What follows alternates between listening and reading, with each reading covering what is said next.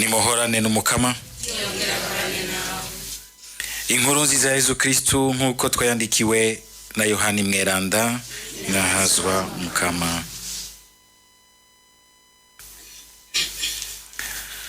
Muri ya minsi Yesu yabariye abayahudi ati nukuri ndababwiye utinjiriye mw'irembo ariko akamenera handi urugo rw'intama n'umwivyi n'umushimusi. Uwinjiriye mw'irembo niwe umwongere w'intama, niwe umurindarembo yugururira intama nazo zikumva ijwi ryiwe, ahamagara intama imwe imwe izina ryayo akaziturutsa.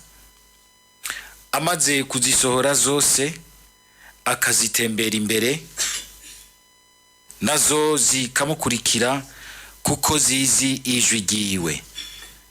Ntizikurikira akavantara ziramuhunga ariho, kuko zitazi ijwi ry'abahandi. Uwo ni wo mugani Yesu yabaciriye ariko ntibategereye ico yashaka kubabwira.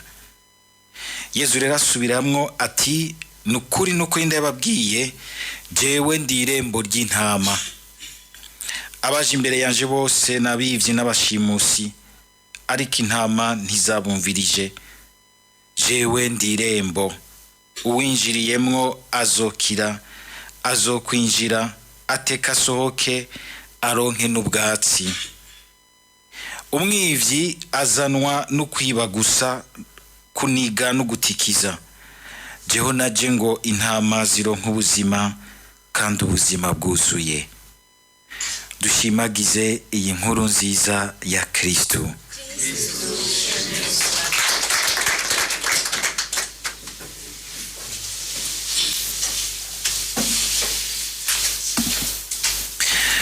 Yesu ati yaje kugira ngo intama ziwe zironke ubuzima kandi ubuzima bwuzuye. Mu gikorwa ciwe c'ubwungere nico naho agomba kudushikana mu buzima bwuzuye.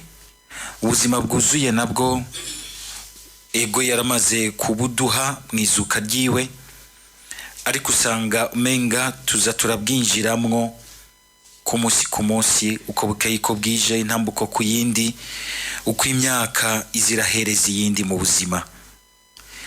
Nta wigera bwinjiramwo rimwe rizima ngo abe ahejeje, abaminuje, abatoje. Wamusanga umenga turakenera kwakira ukuri kuvuye muri ubwo buzima, kwakira amabanga avuye muri ubwo buzima ukundi gushasha.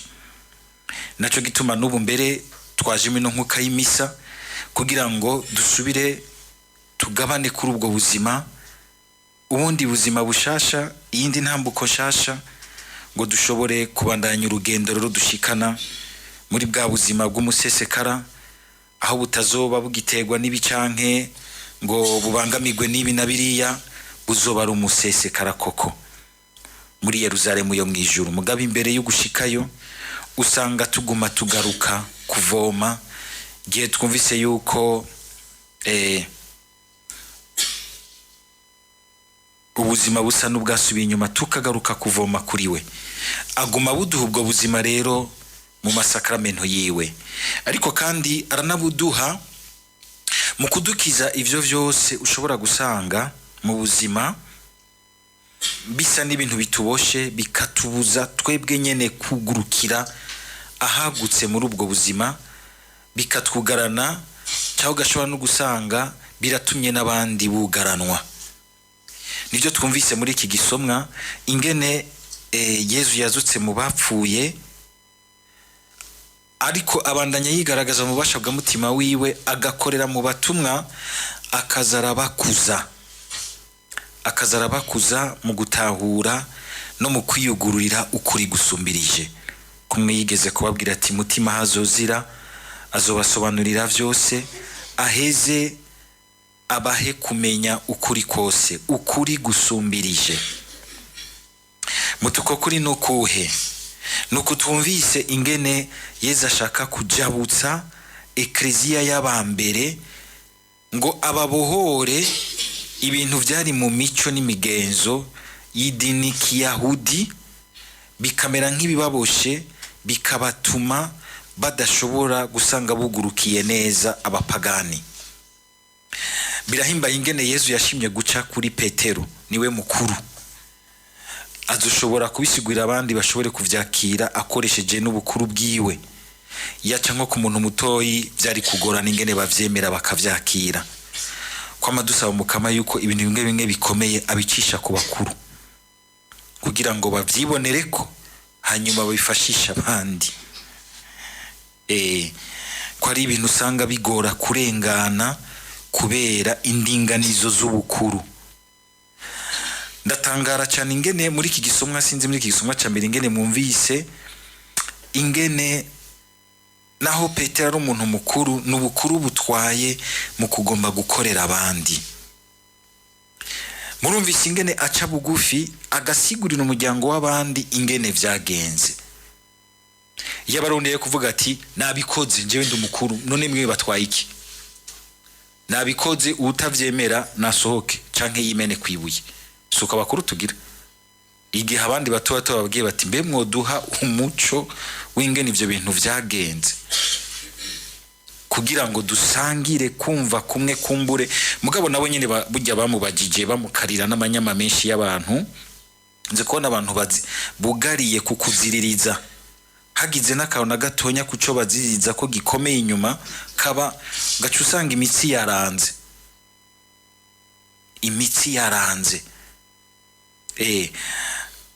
Koroha cyane cyane iyo hageze ku bintu vyo kuziririza no kutaziririza. Umuntu akitwararika kumva ubwa mbere ati none kugira ngo ivyo bibe hari kuyihemvo. Biraba cyane mu migenderanire yacu, mu miryango yacu, mu migwi y'ubutumwa, mu mibano y'abihebeye Imana, ugasanga hari igihe tuziririza gose, ugasanga kuziririza twaguhaye inguvu nyinshi gose gusumba visage y'umuntu ari imbere yacu. Kuziririza si bibi ko birafasha kugira ngo umuntu ntahava asanga n'ubundi yavuye yirekura cyane. Mugabo birashobora gushuga sanga umuntu arageze mu kibazo cy'ubuzima gishobora gutuma ivyo baziririje umenga ntibimuhinyishu ku kintu cyari kimugoye gihambaye. Kwani ibintu tuziriza tubiziriza ibintu ku gihe cyavyo, ugashobora gusanga nk'igihe cyarahindutse, mugabo ugasanga turaboshe igihe cyacu, tuguma tukiboheye mu gihe gihitiye, ntitukijabutse ngo cinjire muri bishasha, mu buzima bushasha. Ingene ubuzima uyu munsi budusaba iki canke kiriya, ugasanga tugomba kubuha inyishu z'ubuzima bwo kuri basokuru. Uko vyamye hambere hose nibimere ko none ntukoreko ntuhindure. Ugasanga turabuze esprit du discernement, atari ukwirekura no kurekurira ibintu uko ibintu biza biraza bishasha oya, mugabo kuzirikana umuntu akumva ati uyu munsi mutima adusaba iki, kandi mutima araheza akaduha ibimenyetso bitwereka aho twojabutse ubuzima tutihenda. Mwumvise ingene mutima mweranda afasha Petero kumva ingene yobohora umuryango wa mbere w'abakristu, akawujabutsa ukarengera ibintu vyo kuziririza mu bintu vy'ibifungurwa. Kuko mw'idini y'abayahudi hari ibintu vyinshi vyo kuziririza vyari bifatiye ku mfungurwa. Twebwe iwacu ntiturya ibi, twoba duhumanye. Twebwe mu miryango yacu muranumvere barishika hageze nk'urugwaruka rw'ubusanga rutagifatiye cyane ku bintu vyo kuziriza. Ukazibona umuhungu yashimye umwigeme, kagenda kubwira abavyeyi ati nashimye umwigeme hariya, ngweka hariya ntiturabayo. None ni kubera iki? Oya ntiturabayo, nuko bimeze. Oya misiguro ifashe mu buzima, ifata mu bwenge. Oya niko bimeze hariya, kuva kuri basokuru ntibigeze barabayo. Kubera iki? Kuraba imvo yuko iyo mvo ifashe mu buzima cyangwa idafashe. Kandi koko hari gushobora gusanga mu miryango bishobora gushika ugasanga umuvyeyi ni wabizi mugabe bikamugora ingene abisigurira umwana, ugasanga ni imiryango yegeranye cyane, abo bantu badashobora kubana kuko vyogira ingorane ku ruvyaro rwabo, aho babisigurika ku ruvyaro rwabo ruzoza ku magara yabo, ku buzima bwabo, aho birashobora gusigurika. Mugabo gupfa kuziririza utatanze insiguro ku muntu aba afise akenge biragora ingene avyinjiramo. Petero nawe nagiye gutanga nogira nti inyishu zafunga kinywa, mwebwe muri bande mumbaza nkande, jewe nije ndumukuru ngaha ndazi ivyo ngira kandi ndashobora kugira ivyo ngira, namwebwe mwese nobagurisha. Arige abakuru bitwaza amahaguma nkayo. Mugabo Petero araciye bugufi arabasigurira ati vyagenze uku, ati Imana yabinyeretse uku. Aha kandi muri iki gisomwa tuhigire ingene dusobanura. Ndakunze kumva abantu muri iyi minsi, sinzi ko ari kubera bizanana n'ibintu vy'urugwirirane rw'amadini menshi, bama bariko baravuga ngo neretswe, ngo umutima yambwiye ibi, umukama yambwiye ibi, neretswe ibi n'ibi, narose ibi. Umuntu wamushira hamwe ukamufasha kugira discernement, ukumva kenshi ari garota ibintu atinya, ibintu nyene yaziririje muri we. Mugani nkushobora gusanga kandi harimo ibintu vyo Imana ishatse gutangamwo umuco. Ariko mwumvise Petero ngo amajwi ayumva incuro zitatu, ntiyumva rimwe aca agenda kubwira Patiri ati neretswe, duhindure ibintu muri chapelle kunukunuku, duhindure pati, jewe umuvyeyi yarambonekeye, ngo ubutumwa yampaye mpa mikro ndabuvuge, wabwumvise kangahe? Ngo avyumvise incuro zitatu zose. Mbere igihe weretswe ibintu banzu bitera ipoto, banzu bitera ipoto, ntusho kuvyemera kuko igihambaye sivyo weretswe. Igihambaye ubwa mbere nikiri ngaha mu ijambo ry'Imana, n'iryo uzocigwa ku rubanza. Naho yo bari Bikira Mariya, banzu ufate n'amazi ahezagiye unabitere kugira ngo urabe ko atashetani rimwe. Ko ari gihe abaro baboneke guzubona Bikira Mariya je nyene ameze nyene nka Bikira Mariya, mugabo amuraba ku birenge ugasanga afise ugwara runini nya gwa shetani. We gusa ko wabonye kajya ka visage keza nabonye Bikira Mariya, cyangwa ugasanga umuntu yaraye adasinziriye neza, arashonje, tanguye kubona ibintu by'imizingizingi kwitabe nakuro, ndabonye Yezu. Mpamvuga ubutumwa ku radio namubonye. Akabanza kabisuzuma incuro zitatu, ka gatatu karanga Imana, kabanza ukabihipoto, kabanza ukavyitondera. Ariko kandi ushima ko ari ivyo Imana irazi kudutabara, ntiturekurira mu bintu gutyo. Petero ivyo yeretswe, ngo yeretswe mu bikoko mw'idino mico y'Abayahudi badafungura biziririzwa. Yumva ijwi rimubwiye ati vyuka ufungure. Imana iri kwiramutegura iti ntuzutinye kugenda gufungura kwa Korneliyo, ngo nuko afungura nk'umupagani. Ahamubwiye ati vyuka ufuko, yaragiye kwa ko. Muvise ko munyuma yaciye abona abantu bazananye kwa Korneliyo. Muri uyo mwanya yariko arasenga, Korneliyo nawe nyene yariko arasenga. Korneliyo atumako, Imana imubwira iti, marayika amubwira ati tumako Petero akwigishe, akubwire umuntu yogukiza we n'umuryango wawe wose. Marayika yamubonekeye, ntamwigisha byose ati tanguza nawe akadini kawe, uyamurungika muri ekleziya. Murabibona ivyo bintu ko turasoma ijambo ry'Imana tuvyitondere. Nimba weretswe, nimba wabonekewe, umuntu wa mbere azogufasha kumva neza no gutomokerwa yuko ivyo wabonye ari ivyo ni ekleziya. Genda kwa Petero, atuma ko Petero nawe bicabana nuko iyo vision iheze, ivyo riko biramubonekera biheze, abona abantu nabo bashitse.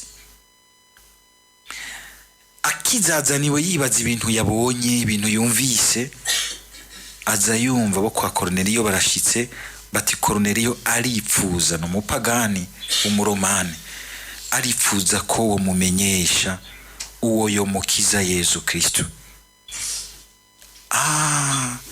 aragira disenema, arumva ati ni ibiro nari mije kubona Imana yari kwirantegura ngo insinga z'ivyo tuziririza ntize kumboha ngo bimbuze gushira ijambo ry'ubukiriro uriya mupagani. Nawe nyene arakeneye kumva ijambo ry'Imana. Murumva ingene disenema igenda, hari ibintu yeretswe ariko akiyabona n'ibimenyetso inyuma bimuhumuriza bikamubwira biti bwa bundi vya bindi vyari ivyo, kandi bishingiye kuguha abandi Yesu Kristo, ntibishingiye gutoka ngo ujya mu narerekwa bose bagaca baza baragutinya baguca kure. Nivyo benshi abantu bashaka, aboneke ko ari umuntu ahambaye avugana face to face live n'Imana, aca bo mu consulta mu vy'Imana. Tubarize Bikira Mariya, tubarize mutima, ntavyo weretswe. Oya, ni Imana ibitanga aho ishakiye uko ishatse mu mwanya ishakiye, mu mwanya ishakiye. Petero amaze kubona ivyo bimenyetso vy'inyuma agaca agenda kwa Korneliyo adatinya bikamufasha kurengera ivyari bimuboshe. Kandi burya turaboha koko vy'ukuri, turaboha ugasanga hari igihe bitunaniye guteza imbere ibintu bimwe bimwe, guteza imbere imico yacu, ingiro n'ingendo nyifato zacu, kuko hari ibintu tuziririza cyane. Ndibuka umunsi wa mbere nshitse i Buraya, baguhaye isahani y'umuntu w'umushitsi bakunda irimwo udufyera, irimwo sindi utundi tuntu, yampaye isuka. Rero ndabiraba ibi bintu jewe nkumva muri jewe ko hari ikintu kizibiye. Nagiye kubirengera gute? Nagiye kubirengera kuko mvuye kuvyiwanje nkiyumvira abo bantu bamaze igihe banyiyumvira, barashize mu rukundo rwabo rwose, baragize iki, ndakura psychology yanje kuri jewe n'ivyo menyereye ndayishira kuri bo, bica biroroha muri jewe, kandi ndabijya ntivyangarutse, ahubwo nasanze biryoshe. N'ubu wo bintumira ko yobona yuko binjohera.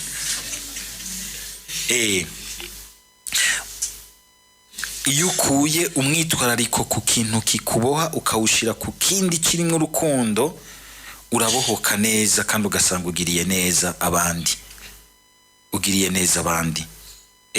aha ndazi ko muri mwebwe naho muri abakristo hari nk'ahantu ushobora gusanga muboshe, nko kubwira ati fata umukenke umwe n'umutwa musangire ku ntango y'inzoga. Hari abantu batovyubahuka, je ndi umuhutu yiyumva witeka ryo hejuru, ndi umututsi jewe ndi umuganwa, sishobora gusangira umukenke n'umutwa.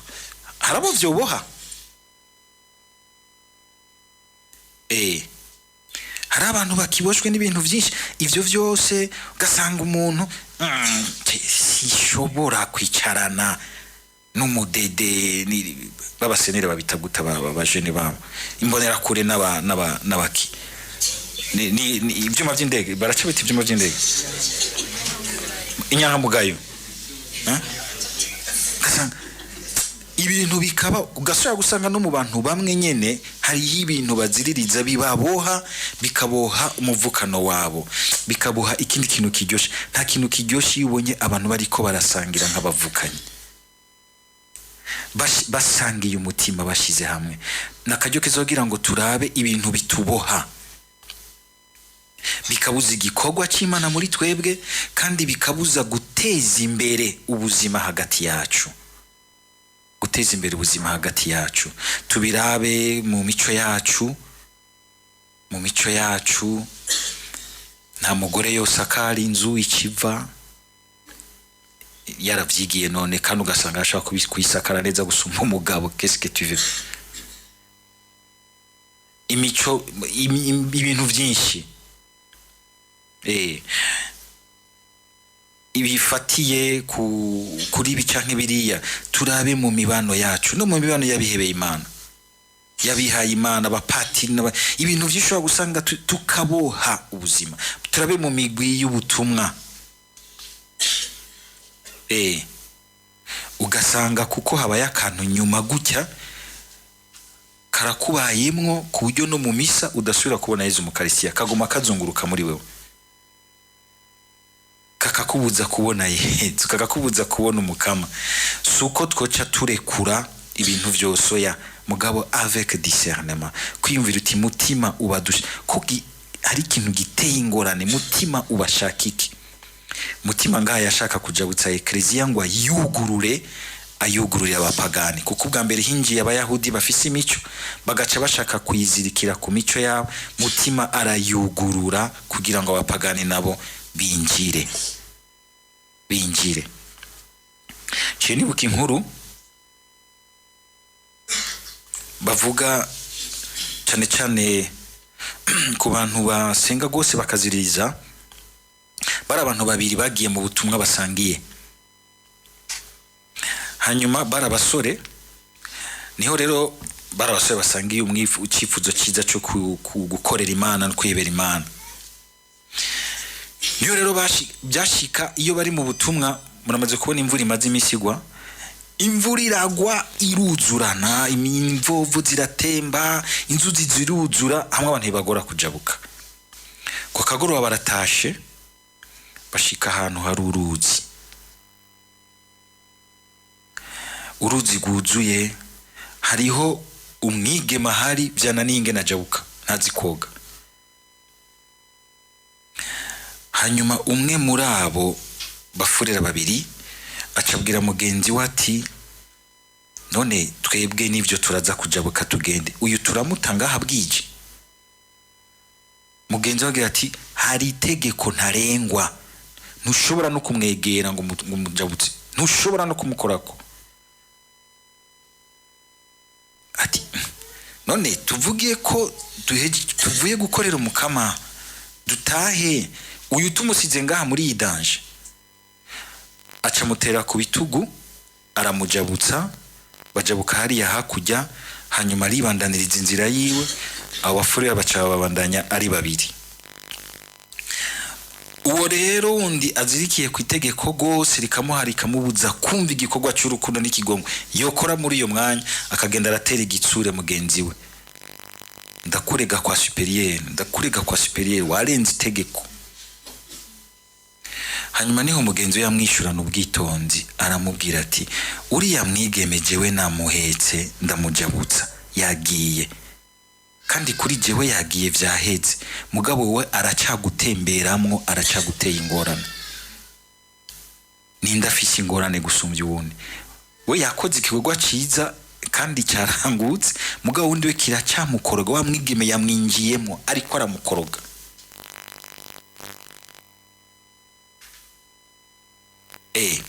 Atari ukumenga bociye bugurura ibikorwa bene ivyo ya, mugabo hariyo nk'ikintu ubona uti umukamara gusavye cyo gutabara cikigongwe, ugashaka gusanga uko indinganizo ugendera kwimeze siko yari ishobora gucibiguhera inzira.